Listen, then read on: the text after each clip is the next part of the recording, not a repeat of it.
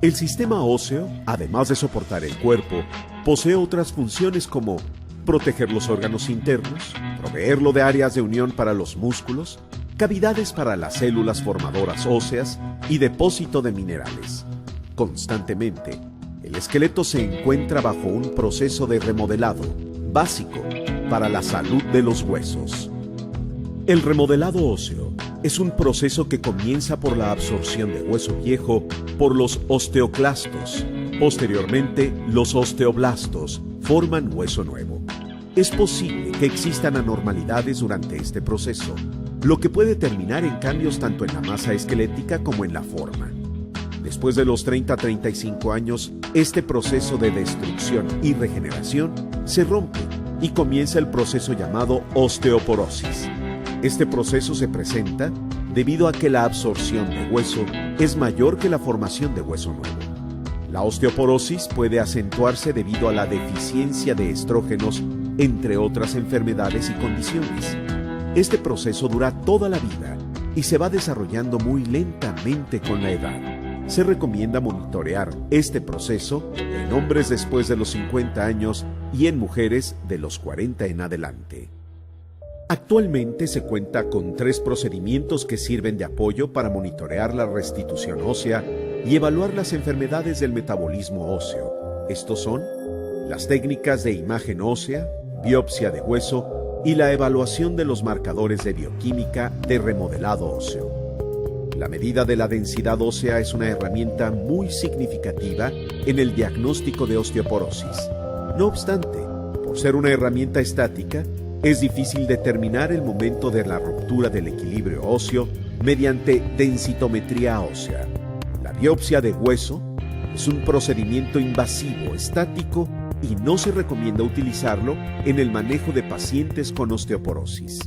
Por otra parte, los marcadores bioquímicos de remodelado óseo sirven para detectar y monitorear la evolución de los padecimientos como un método regular y no invasivo.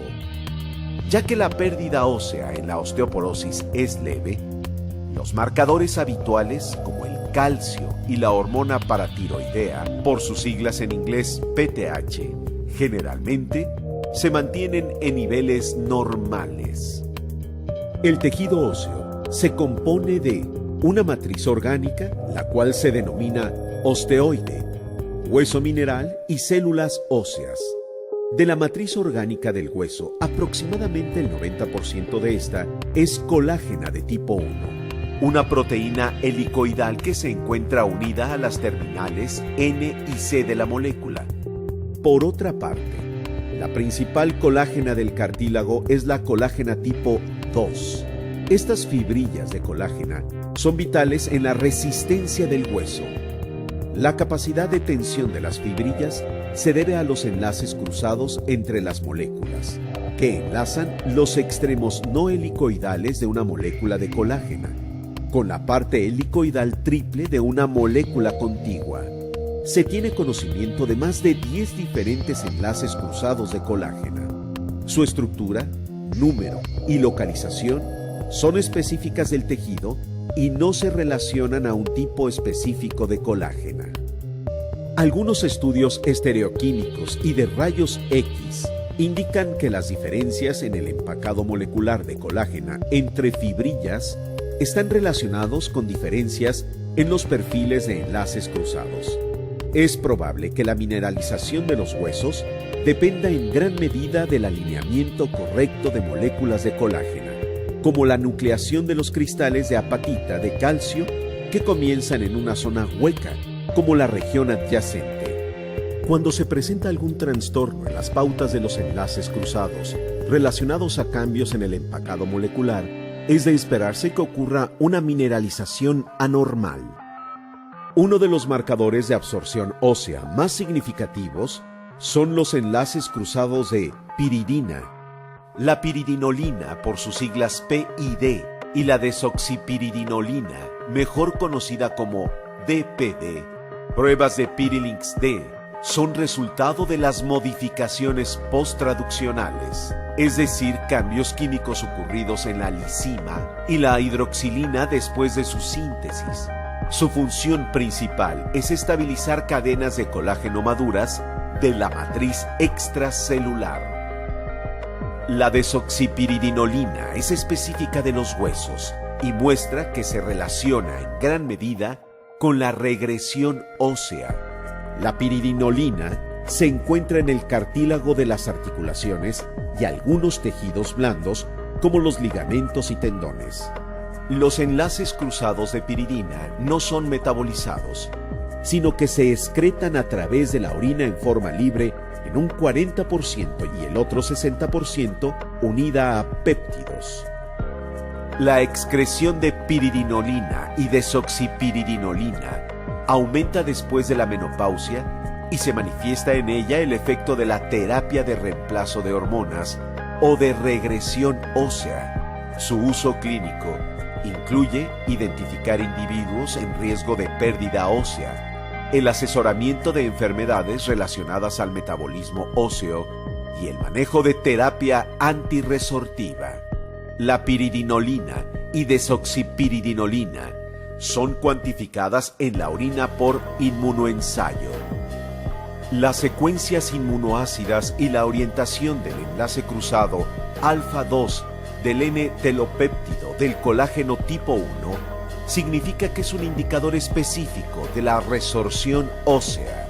La molécula NTX es producida por los osteoclastos en el hueso y posteriormente es excretada en la orina. Los niveles altos de NTX señalan una resorción ósea elevada. Se ha mostrado que los NTX pronostican la respuesta a la terapia de reemplazo hormonal en mujeres postmenopáusicas.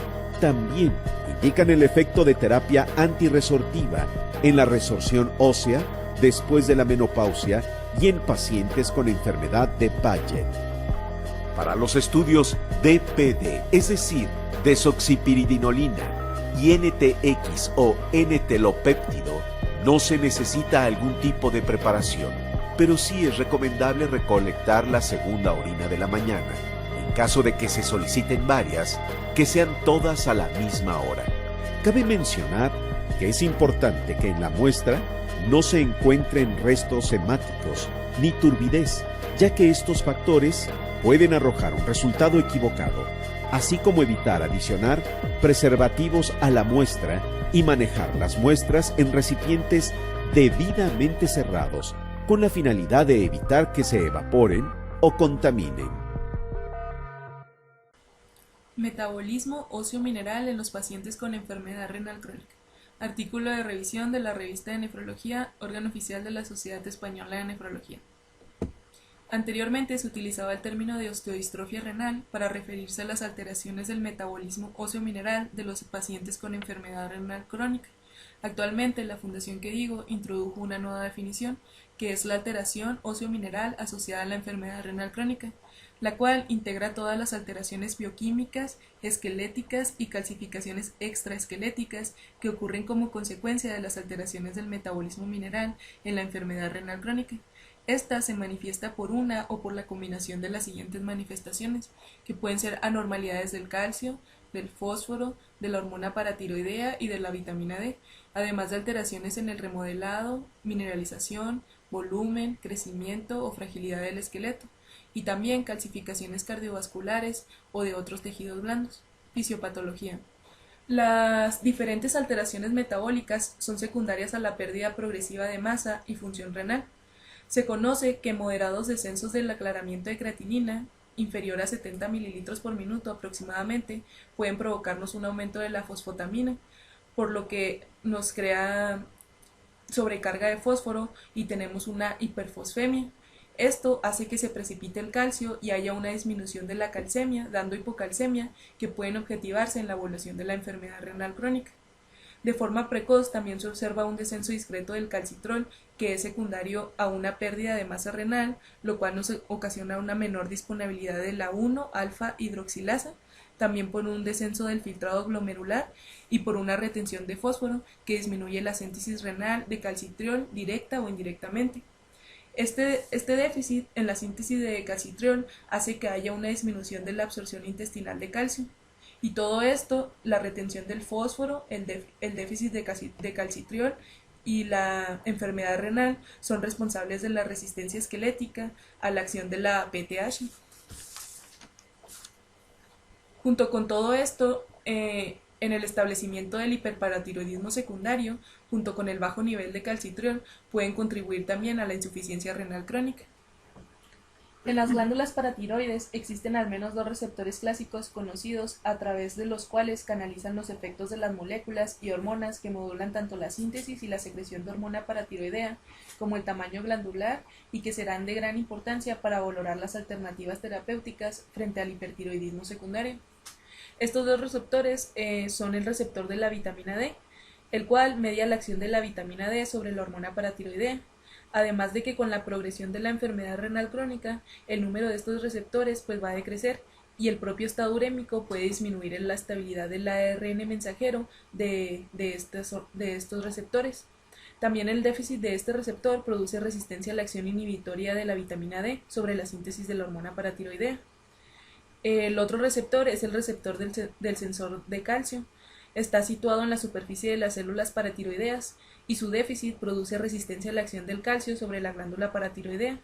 Además, el desarrollo progresivo de hiperplasia paratiroidea, secundaria a la enfermedad renal crónica, está asociado a una disminución de los receptores de calcio en las células paratiroides. Recientemente se ha demostrado en la paratiroides que existe otro receptor, que es el FGF23, y su correceptor, la proteína cloto. Efecto de moléculas y hormonas sobre los receptores. El descenso del calcio extracelular está detectado por el receptor de calcio en la membrana plasmática, estimulando la producción de hormona paratiroidea. La retención de fósforo estimula la síntesis y secreción de hormona paratiroidea. Además, induce la hiperplasia de las paratiroides, que a su vez disminuye la expresión de calcio y de los receptores, que a su vez también favorecen la síntesis y la secreción de hormona paratiroidea. La vitamina D actúa sobre los receptores, suprimiendo la síntesis y la secreción de hormona paratiroidea. Un déficit de calcitriol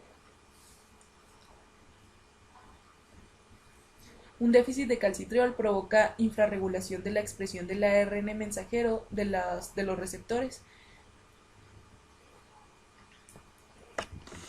El calcitriol también puede aumentar la expresión del receptor de calcio y este efecto se debilita cuando existe hipocalcemia y es más importante cuando los niveles de calcio son normales o altos o cuando se administran calcémicos. Lesiones asociadas. Como consecuencia de estas alteraciones se producirá un daño en los tejidos diana. Los tejidos más afectados son el esqueleto y el sistema cardiovascular, pero además también vamos a tener las calcificaciones de tejidos blandos y la calcifilaxis, que son de gran importancia. Estrategias diagnósticas. El objetivo es definir los métodos diagnósticos idóneos para el estudio y tratamiento de las alteraciones del metabolismo mineral. En cuanto a la periodicidad de las determinaciones bioquímicas, a continuación veremos algunas recomendaciones más precisas. En los cuadros podemos observar la periodicidad de los estudios bioquímicos según los estadios de la insuficiencia renal crónica. En cuanto al calcio y al fósforo, su determinación debe ser periódica junto con la determinación de la hormona paratiroidea, y lo cual va a ser decisivo para el tratamiento del paciente. Dentro de las estrategias diagnósticas tenemos la hormona paratiroidea, la cual será tomada con el kit clásico de Nichols. Estas son marcadores bioquímicos medidos por inmunoradiometría o inmunoquimioluminescencia, las cuales miden la actividad osteoclástica. Se va a tomar como valores normales de la hormona paratiroidea entre 10 y 65 picogramos por mililitro. Cuando haya un aumento o una disminución de la hormona paratiroidea, será asociada a lo que viene siendo la enfermedad ósea de alto remodelado o de bajo remodelado. Actualmente aún no se encuentra asociación entre los niveles de PTH y de lesiones cardiovasculares, mas sin embargo sí se encuentra una asociación con el aumento de la mortalidad en los pacientes que estén con un aumento o disminución de esta hormona. En lo que viene siendo los estadios de enfermedad renal crónica, se va a tomar para la medición de la hormona paratiroidea. En el tercero y cuarto estadio de enfermedad renal crónica vamos a tener que se va a tener que estar tomando la hormona paratiroidea cada 6 meses y en un quinto estadio de enfermedad renal crónica de 3 a 6 meses. Dentro de las estrategias diagnósticas también vamos a tener lo que es la vitamina D, que este es un importante marcador para la prevención y tratamiento de alguna insuficiencia o deficiencia de esta vitamina.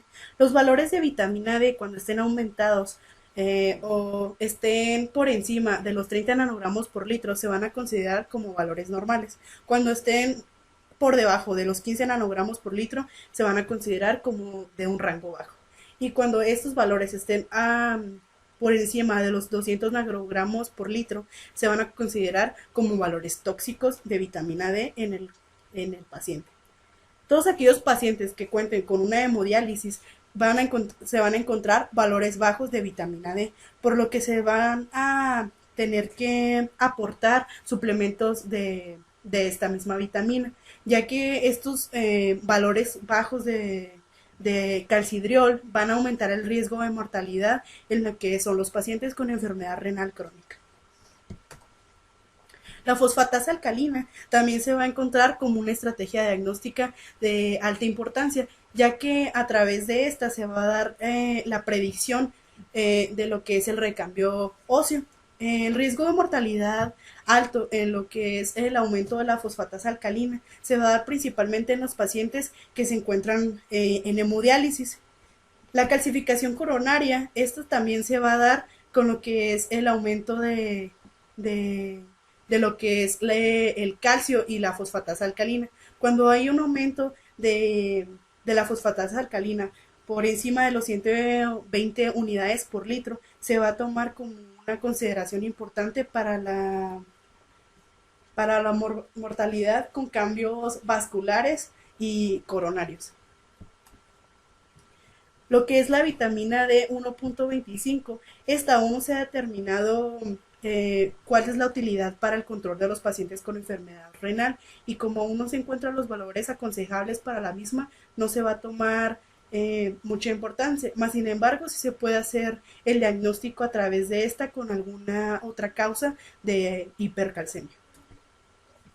La calciuria y la fosfaturia, esta es muy importante ya que su determinación seria permite monitorizar la sobrecarga de calcio en los pacientes con enfermedad renal crónica, ya que al momento de que hay una disminución de la capacidad excretoria, tanto de calcio como de fosfato, va a tener como consecuencia una disminución de lo que es el filtrado glomerular, con aumento de la fracción de excreción de fosfato a través de lo que vienen siendo las fosfatoínas y de la PTH.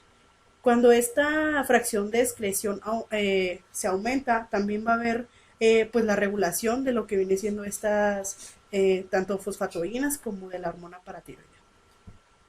El fibroblast growth factor 23, esta es una fosfatoína muy importante para la medición de lo que es la enfermedad del hiperparatiroidismo secundario, y esta va a ser un marcador precoz de sobrecarga para lo que es el fosfato, y se va a utilizar en el pronóstico del tratamiento para los pacientes que se encuentren con esta para los pacientes que se encuentran con el hiperparatiroidismo secundario.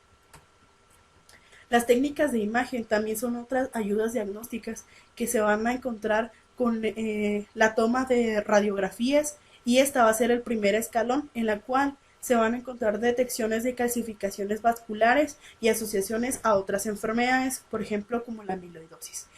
Se van a encontrar las calcificaciones por depósitos de beta 2 microglobulinas en lo que es las radiografías, y las radiografías pueden ser tanto de abdomen o de manos. Cuando los pacientes se encuentran sintomáticos, se va a encontrar o se puede utilizar lo que es la imagen lateral de columna. Cuando hay una reabsorción superperióstica en la cara radial, se va a encontrar asociación con lo que viene siendo la osteitis fibrosa. Cuando hay calcificaciones, estas calcificaciones nos van a aumentar el riesgo cardiovascular, el cual podemos encontrar las calcificaciones principalmente en una radiografía lateral dorsolumbar o en lo que es el ecocardiograma. La densiometría ósea es una técnica para la medición de la densidad ósea. Esta es a través de la absorciometría de rayos X dual o DXA, con cambios en el contenido del mineral óseo. Este es un método estándar para la detección de la medición del tejido óseo y se puede dar en lo que es el cuello femoral y la columna vertebral, ya sea de manera anteroposterior o lateral, o también en el radio distal. Esto también puede ayudar para el seguimiento post-trasplante. Dentro de las estrategias diagnósticas tenemos la biopsia ósea de cresta ilíaca con doble marcaje, la cual es una ayuda histológica, la cual tenemos como ayuda las alteraciones morfológicas asociadas a las enfermedades renales crónicas, las cuales vamos a tener 3 parámetros principales que viene siendo el del recambio óseo, de la tasa de mineralización y del volumen óseo, las cuales se van a clasificar en de alto remodelado o de bajo remodelado, que a su vez se van subclasificando en diferentes patologías. Por ejemplo, en la de alto remodelado tenemos la osteitis fibrosa, la cual su única causa es un hiperparatiroidismo secundario. Entonces, en todas aquellas biopsias donde encontremos un tejido óseo con alto remodelado, va a estar directamente asociada a la osteitis fibrosa. Cuando en nuestra biopsia ósea de cresta ilíaca se encuentre un bajo remodelado del tejido óseo, se va a encontrar directamente proporcionada a una tasa de mineralización asociada a enfermedad ósea adinámica o osteomalásica, en la cual el remodelado va a estar muy disminuido. ¿Y cuáles son aquellas indicaciones para lo que es la biopsia ósea? Bueno, estas van a ser cuando la hipercalcemia o la disminución del fosfato sean de una manera inexplicable, que no haya una causa secundaria a esta. Cuando el paciente con enfermedad renal crónica tenga alguna fractura patológica con ausencia de algún trauma o causa secundaria. De igual manera, aquellos enfermos renales que sean sintomáticos, pero más sin embargo, que su hipercalcemia sea inexplicable por alguna causa, o que su hormona paratiroidea esté entre los valores de 120 a 450 picogramos por mililitro. De igual manera, aquellos enfermos con sospecha de enfermedad ósea inducida por aluminios y que su PTH esté muy disminuida en los valores como vemos en pantalla, o el test de desferroxamina esté positivo a lo que vienen siendo los aluminios. De igual manera, aquellos pacientes que vayan a iniciar con algún tratamiento con bifosfatos, o que el paciente se encuentre con un filtrado glomerular muy reducido o los valores de PTH muy bajos. Otras técnicas de imagen se pueden usar para la evaluación de las calcificaciones extraesqueléticas. La primera es la radiografía simple, la cual es una herramienta diagnóstica sencilla y económica para la detección de calcificaciones vasculares en el adulto.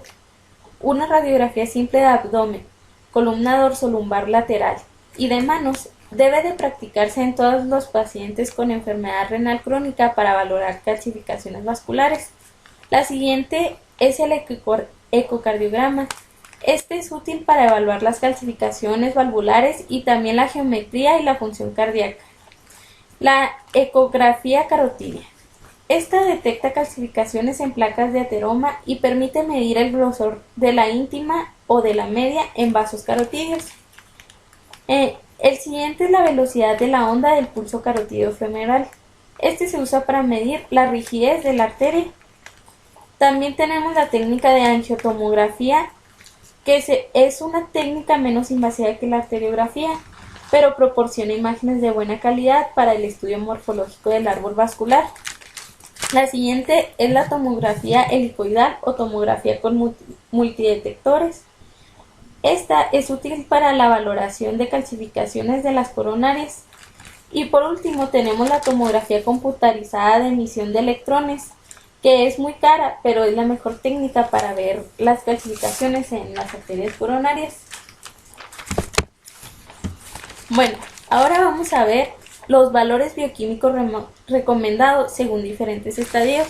Para esto pues tenemos esta tabla en la que se ve que el calcidiol en todos los estadios debe de ser mayor a 30 nanogramos por mililitros. El calcio en todos los estadios debe de ser de 8.4 a 9.5 miligramos por decilitros.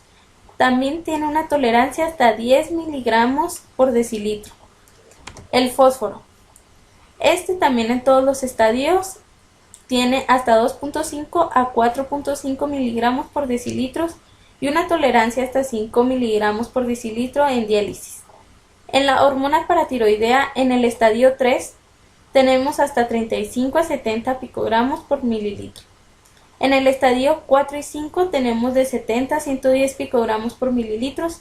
Y finalmente en el estadio 5D tenemos de 150 a 300 picogramos por mililitros. Aquí debemos de evitar cifras menores de 100 picogramos o mayores de 500 picogramos. También no hay que olvidar que los objetivos terapéuticos de las alteraciones del metabolismo óseo mineral deben adecuarse a las características clínicas y objetivos terapéuticos globales de cada paciente, sin que se deba solo perseguir el alcanzar determinadas cifras o concentraciones plasmáticos, y advertir que los tratamientos de la enfermedad mineral ósea pueden provocar efectos adversos. Ya hablando como alternativas terapéuticas, tanto las guías Kadoki como las KDIGO no recomiendan ningún tratamiento en estadios 1 y 2 de la enfermedad renal crónica. Sin embargo, podemos poner en marcha mecanismos de prevención, como es la dieta. Esta puede comenzar con una ingesta de 1 gramo de proteínas por peso corporal ideal al día, que condiciona dos beneficios. Por un lado, una disminución en el aporte de fósforo y por otro, una disminución de los efectos perjudiciales de hiperfiltración glomerular. Y aquí vamos a ver la dieta con el calcidiol, el calcio y el bifosfonato. La primera pues es el calcidiol. Los niveles adecuados de calcidiol van a ser importantes, ya que serán el sustrato para la producción de calcitriol, y además de que su déficit agrava el hiperparatiroidismo secundario. En estos estadios, el déficit de calcidiol puede ser la única causa de hiperparatiroidismo secundario, y por eso se aconseja su determinación, así como su suplementación, y con ello asegurar los efectos pleiotrópicos de la vitamina D, más allá del control del hiperparatiroidismo secundario. La deficiencia o insuficiencia de vitamina D se puede reponer siguiendo las estrategias recomendadas en la población en general.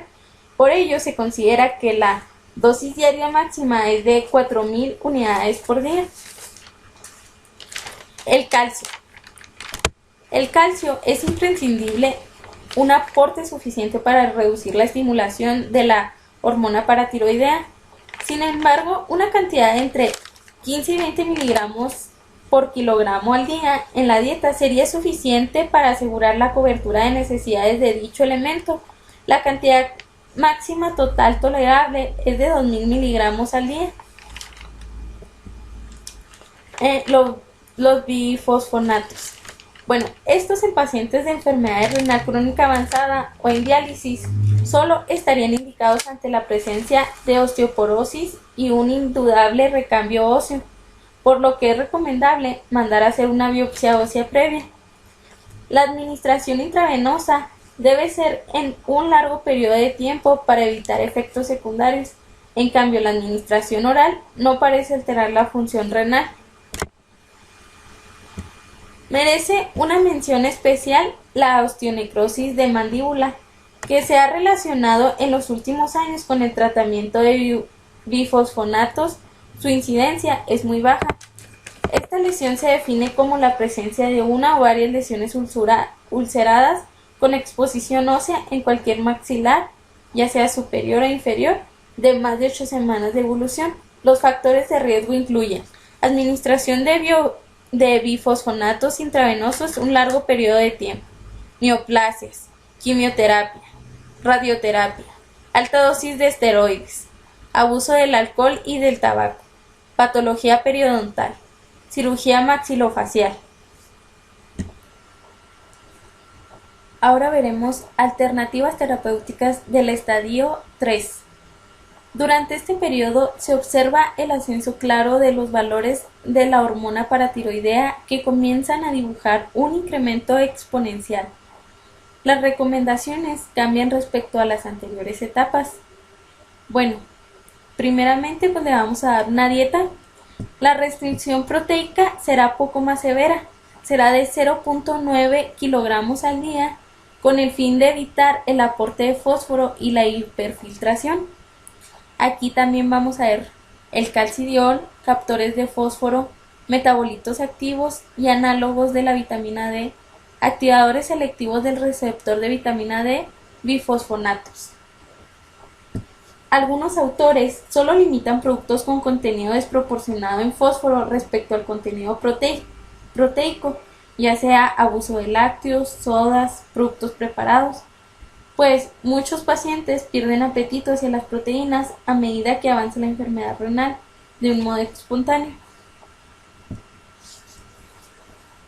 Captores de fósforo. Con este grado de función renal y la dieta no es difícil mantener una fosfatemia normal. Si no fuera así, se puede comenzar con captores de fósforo de contenido cálcico con las comidas, aunque se deberían usar una prudencia en pacientes con calcificaciones vasculares. El acetato cálcico posee un poder captor similar al carbonato cálcico, pero una menor sobrecarga de calcio, por lo que tendría ciertas ventajas, además de su mayor efecto en distintos rangos de pH.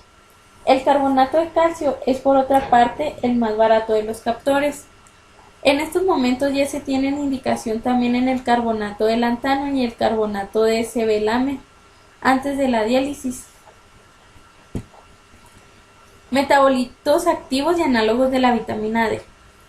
Como se ha mencionado anteriormente, si la hormona paratiroidea aumenta de forma progresiva por encima de los valores normales a pesar de la corrección de factores modificables, el tratamiento con metabolitos activos de la vitamina D o activadores selectivos del receptor de la vitamina D podrían estar indicados. Dosis bajas de metabolitos activos no suelen provocar hipercalcemia ni hiperfosfatemia y han mostrado en estudios experimentales que podrían incluso disminuir la progresión de la enfermedad renal crónica. Por otra parte, el calcitriol controla su propio metabolismo y evita que se pierda sus receptores, por lo que la respuesta de la glándula paratiroidea al calcitriol se mantiene intacta. También mantiene la densidad del receptor de megalina localizada en las células tubulares renales. Asimismo, también mantienen el número de receptores de calcio de la glándula paratiroides. Tanto el uso de calcitriol como de alfacalcidol se ha asociado en estudios observacionales con una mejor supervivencia de pacientes con enfermedad renal crónica prediálisis. La dosis recomendada inicial del calcitriol es de 0.25 microgramos cada 48 horas y la del alfacalcidol de 0.25 microgramos cada 24 horas. Estas dosis deben ajustarse con controles bioquímicos periódicos. Los activadores selectivos del receptor de la vitamina D presentan mayor afinidad en las células paratiroides respecto a osteoblastos con células de la pared intestinal y células musculares lisas vasculares. Por ello parece ser menos hipercalcemiante e hiperfosforemiante que el calcitriol, como se ha demostrado en diferentes estudios publicados. Su uso se ha asociado no solo con el control de hiperparatiroidismo secundario, sino también con otros efectos pleiotrópicos de la vitamina D, como la disminución de la proteinuria en orina de 24 horas en pacientes diabéticos, probablemente asociado a su efecto antirrenina, aunque los resultados de estos estudios son todavía preliminares.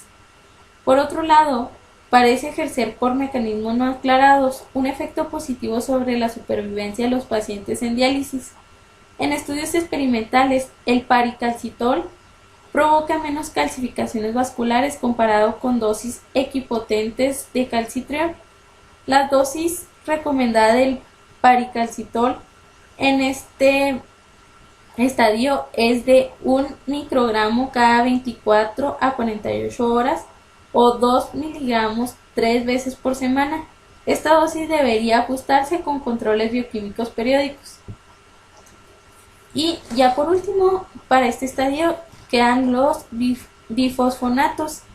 Estos están indicados en pacientes con filtrado glomerular inferior a 30 mililitros por minuto por 1.2 metros cuadrados en caso de utilizarlos.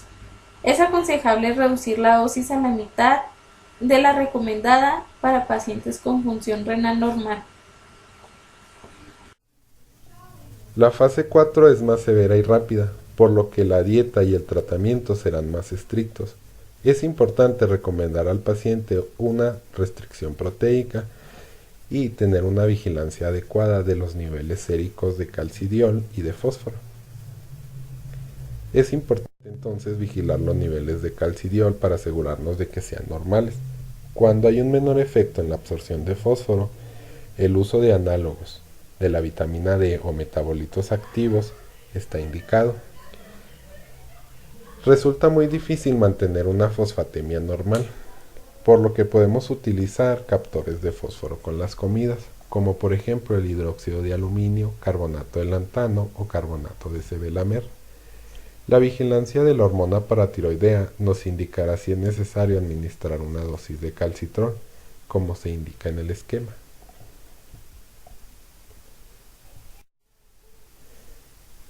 Los pacientes en estadio 5 nos resultan más difíciles de controlar debido a que tienen una función renal y función endocrina deteriorada y deficiente.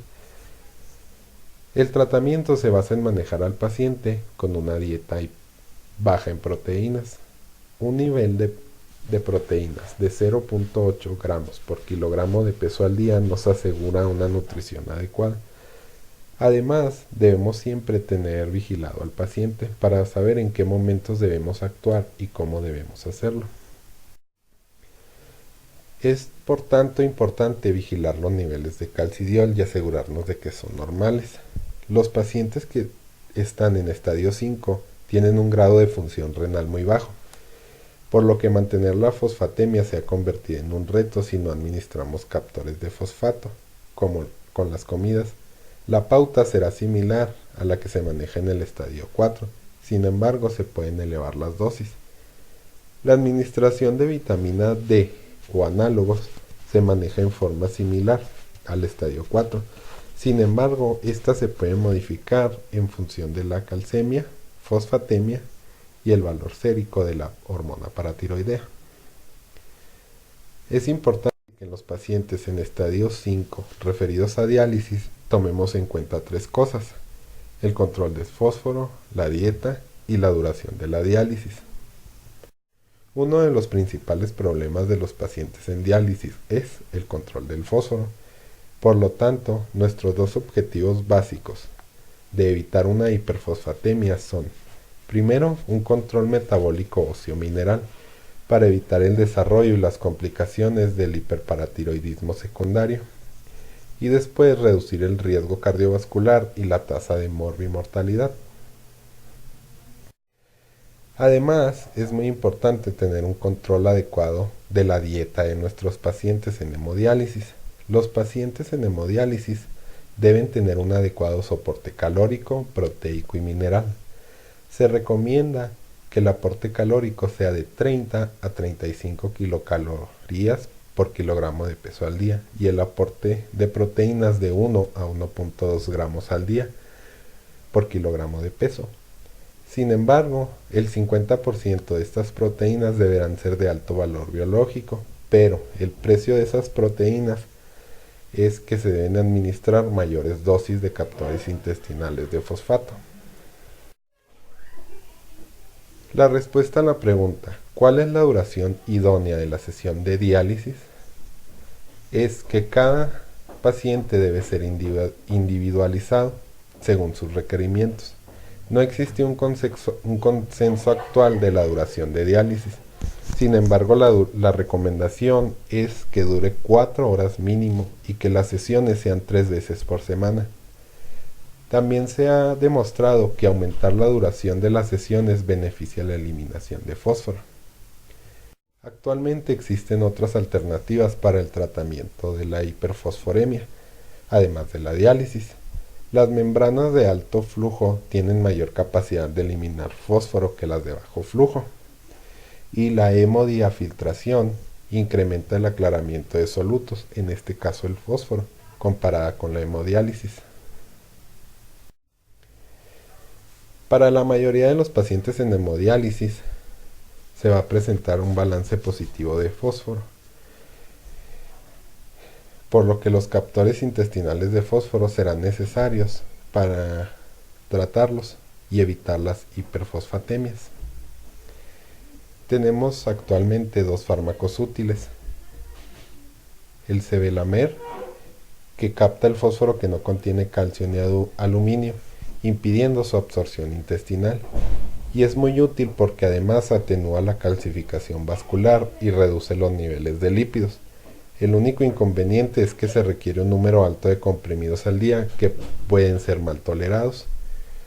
Y el carbonato de lantano, que capta el fósforo que no contiene aluminio ni calcio. Este tiene menores efectos adversos, pero tiene efectos benéficos para las calcificaciones vasculares. Finalmente, se aconseja monitorizar el magnesio sérico y realizar un electrocardiograma en pacientes tratados con digital y carbonato de lantano. En los pacientes en diálisis debemos vigilar también los niveles de calcio sérico y mantenerlo en un rango normal de 8.4 a 9.5 miligramos por decilitro. Debe evitarse la asociación de niveles elevados de calcio con hormona paratiroidea baja, así como calcio y fósforo. Estas combinaciones se relacionan con un aumento en la mortalidad de los pacientes en diálisis. El nivel de calcio también se controla mediante las especificaciones dietéticas. Una cantidad de 1 a 1.2 gramos de proteínas al día por kilogramo de peso contiene de 550 a 950 miligramos de calcio. Es importante enfatizar que la ingesta diaria de calcio no debe de exceder los 2 gramos. Ajustar la concentración de calcio en el líquido de diálisis peritoneal contribuye a optimizar un balance de calcio en estos pacientes. No existe un consenso de cuál debe ser el contenido de calcio en dicho líquido, por lo tanto, debe individualizarse en base a cada paciente. Se sugiere mantener la hormona paratiroidea entre 150 a 300 picogramos por mililitro, dado que un incremento de estos valores sugiere un aumento en la morbimortalidad, así como los extremos de riesgo, que son menor a 100 picogramos por decilitro o mayor de 500 picogramos por decilitro. El control de la hormona paratiroidea entonces se va a lograr mediante niveles óptimos de calcio y fósforo séricos, además del calcidiol sérico. Cuando no es posible lograr un ajuste de estos, está recomendado el uso de metabolitos activos de la vitamina D y calcimiméticos para disminuir la hormona paratiroidea. El mantenimiento de niveles adecuados de calcidiol nos va a permitir tener mejor control del hiperparatiroidismo secundario. Los metabolitos y análogos de la vitamina D permiten reducir niveles de hormona paratiroidea, pero su uso puede elevar el fósforo y el calcio. Estos metabolitos se han asociado a un aumento de la supervivencia de los pacientes en diálisis. Es importante minimizar o suspender su uso cuando observemos cifras elevadas de calcio o fósforo, o si la hormona paratiroidea equivalente es inferior a 100 picogramos por mililitro. Activadores selectivos del receptor de vitamina D. Estos activadores tienen menor efecto en la elevación de calcio, fósforo y calcio por fósforo y descienden más rápidamente la PTH. El menor efecto sobre la absorción de calcio y del fósforo pueden hacer recomendable su uso en este estadio. En estudios retrospectivos se ha asociado su uso a ventajas de supervivencia respecto al calcitriol en pacientes en diálisis. Tanto los metabolitos activos como los activadores selectivos del receptor de vitamina D se pueden administrar por vía oral o intravenosa a dosis que dependerán de los niveles séricos de la hormona paratiroidea y siempre y cuando los niveles de calcio y fósforo estén controlados. Los calcimiméticos. El cinacalcet es un agente calcimimético que se une al receptor del calcio de la glándula paratiroidea y lo modifica alostéricamente de manera que lo hace más sensible a las acciones del calcio extracelular. El cinacalcet reduce de forma significativa los niveles de la hormona paratiroidea y, como consecuencia, reduce los valores séricos de calcio y eventualmente también de fósforo. Recomendaciones. No debe iniciarse el tratamiento con cinacalcet en pacientes con una concentración sérica de calcio por debajo del límite inferior de un intervalo de normalidad, por debajo de 8.4 miligramos sobre decilitro. En pacientes en diálisis se podrá considerar utilizar cinacalcet si la hormona paratiroidea es inferior a 300 picogramos sobre mililitro y siempre y cuando el producto de calcio por fósforo esté elevado. La dosis inicial recomendada para adultos es de 30 miligramos una vez al día, que deberá ajustarse cada 2 a 4 semanas, no superando la dosis máxima de 180 miligramos una vez al día. Los niveles de la hormona paratiroidea se han de evaluar al menos 12 horas después de la Con cada ajuste de dosis debe determinarse el calcio sérico semanalmente. En caso de producir hipocalcemia, se aconseja asociar aumentar la dosis de vitamina D, reducir la dosis del cinacalcet o interrumpir su administración.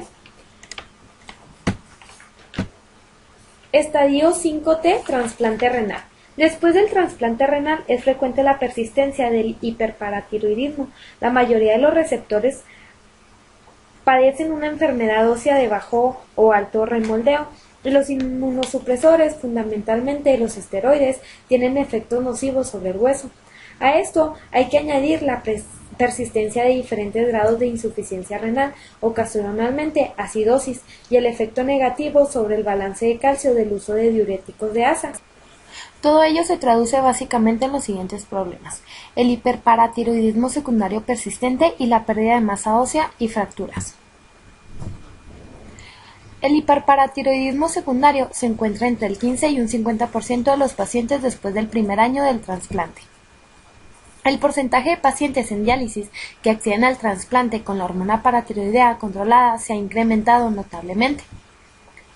La persistencia de la hormona paratiroidea es un factor de riesgo de la pérdida de masa ósea e incremento del riesgo de fractura, la hipercalcemia, hipofosfatemia y deterioro de la función renal y aparición de calcificaciones tubulointersticiales. Las alternativas de tratamiento son dos, lo que es la paratiroidectomía y los calcimiméticos. La paratiroidectomía, junto con el control de la calcemia, también logra mejorar lo que es la densidad ósea. Y los calcimiméticos, como el cinacalcet, se ha encontrado efectos en la normalización de las calcemias secundarias, como por ejemplo en el hiperparatiroidismo secundario.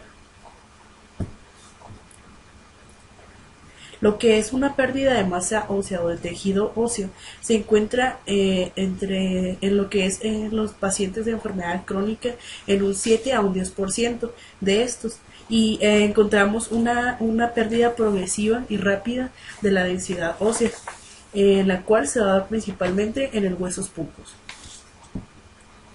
También vamos a encontrar una disminución de la masa ósea en un 1.5% de los pacientes por mes en la pérdida en la columna lumbar, y una pérdida significativa en lo que es el tejido óseo proximal femoral.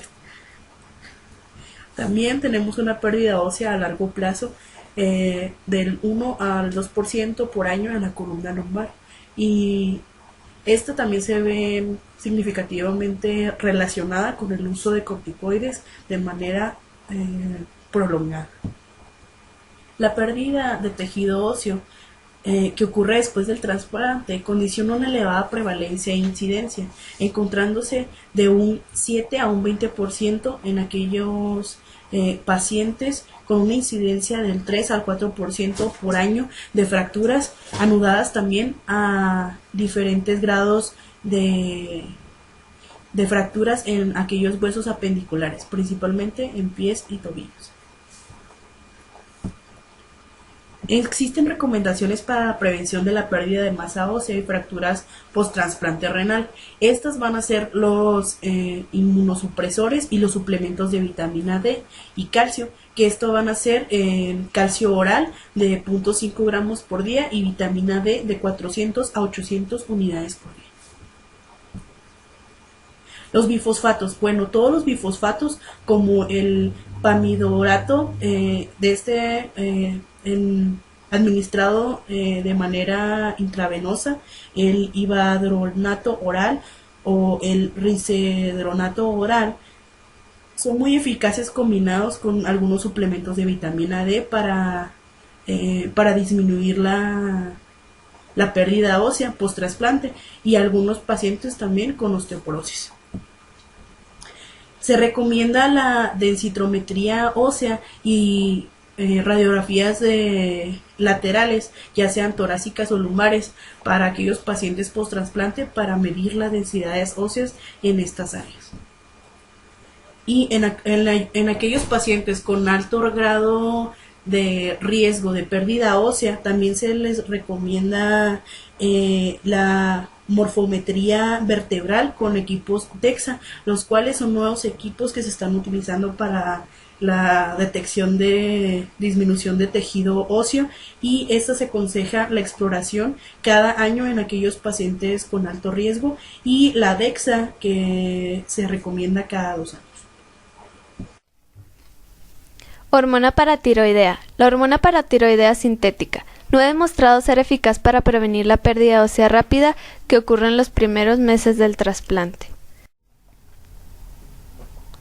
Si existe la sospecha de enfermedad ósea dinámica por la coexistencia de unos niveles de hormona paratiroidea bajos o normales en personas mayores de 60 años o diabetes, debe considerarse tratamiento de hormona paratiroidea sintética durante 1 año.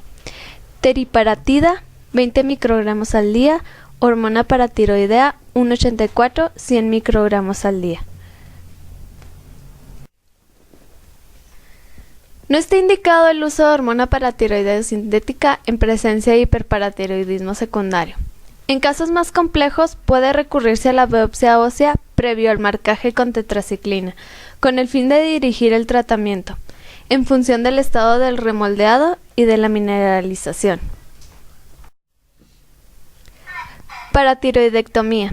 Se debe considerar si todas las medidas anteriores son ineficaces para controlar la hormona paratiroidea. En hipertiroidismo secundario, con hipercalcemia no iatrogénica, hiperparatiroidismo terciario, o resistentes a las alternativas médicas como calcimiméticos. Hiperparatiroidismo primario en pacientes con enfermedad renal crónica, especialmente jóvenes, pacientes con calcifilaxis, pacientes con hiperparatiroidismo intacto mayor de 500 picogramos sobre mililitros, o aquellos que no responden al tratamiento de calcimiméticos. Se debe considerar paratiroidectomía si se presentan complicaciones como ruptura tendinosa, dolor óseo severo y anemia refractaria. Se recomiendan técnicas de imagen previas a la paratiroidectomía para valorar tamaño glandular, situación y sobre todo la presencia de glándulas ectópicas. Muestran una gran sensibilidad y especificidad la gammagrafía MIVI y la ecografía cervical. Existe una gran controversia sobre cuál es la técnica de estripación más adecuada. Actualmente la técnica más utilizada para tiroidectomía subtotal, porque es la técnica que presenta menor índice de recidivas postparatiroidectomía. Calcifilaxis. Arteriolopatía urémica calcificante. La calcifilaxis es una alteración vascular rara, aunque grave, con una elevada tasa de morbimortalidad. Se caracteriza por una progresiva calcificación vascular, con necrosis isquémica de los tejidos blandos y de la piel, y que afecta exclusivamente a los pacientes con insuficiencia renal crónica. Su diagnóstico es esencialmente clínico. Suele presentarse en pacientes con hemodiálisis, trasplante renal, aunque siendo excepcional en pacientes sometidos a diálisis peritoneal o en estadios de prediálisis. Los factores de riesgo más relevantes para el desarrollo de calcifilaxis son los siguientes: concentración sérica elevada de calcio y fósforo, hiperparatiroidismo secundario, hipoalbuminemia, obesidad, altas dosis de metabolitos activos de vitamina D, warfarina. El procedimiento radiográfico más sensible para detectar la calcifilaxis es la realización de una placa usando una técnica de mamografía. La gammagrafía ósea ha demostrado como una técnica diagnóstica muy sensible, observándose una hipercaptación subcutánea del isótopo tecnesio 99, característica de la calcifilaxis correspondiente a las placas calcificadas. Evitar la biopsia de la lesión cutánea puede precipitar su ulceración y posterior infección, con el consiguiente riesgo de septicemia. Las medidas terapéuticas incluyen 1. Normalización de calcemia, fosfatemia y producto fosfocalcio, fundamentalmente con el empleo de captores no cálcicos, bajas concentraciones de calcio en el baño de diálisis, evitar el uso de metabolitos activos de vitamina D. 2. Control del hiperparatiroidismo secundario con calcimimético 128. Paratiroidectomía ante la falta de rápida respuesta de los calcimiméticos. 3. Cura tópica de las úlceras con antisépticos, sin desbridar. Se ha llegado a usar larvas estériles disponibles comercialmente. 4. La cámara hiperbárica, con el objeto de aumentar la presión de oxígeno tisular y con ello la producción de fibroblastos y de colágeno que no pueden favorecer la angiogénesis. 5. Bifosfanatos. Poseen un potente efecto inhibitorio sobre la actividad osteoclástica y la reabsorción ósea. La inhibición de la resorción ósea disminuye la concentración de calcio en la sangre. Con ello reducirá la tendencia de los núcleos minerales para formarse y crecer en las paredes arteriales. También estos podrán inhibir la secreción de citocinas proinflamatorias en la pared vascular y con ello podrían contribuir a mejorar el cuadro. Se pueden emplear bifosfanatos orales o intravenosos. Estos bifosfanatos orales tienen la ventaja de poder administrarse a dosis menores. Estos pueden darse inicial o de seguimiento. Inicial: ivandronato 6 mg intravenoso, pamidronato 90 mg intravenoso. Seguimiento: ivandronato mensual 150 mg, alendronato semanal 70 mg, risendronato semanal 35 mg.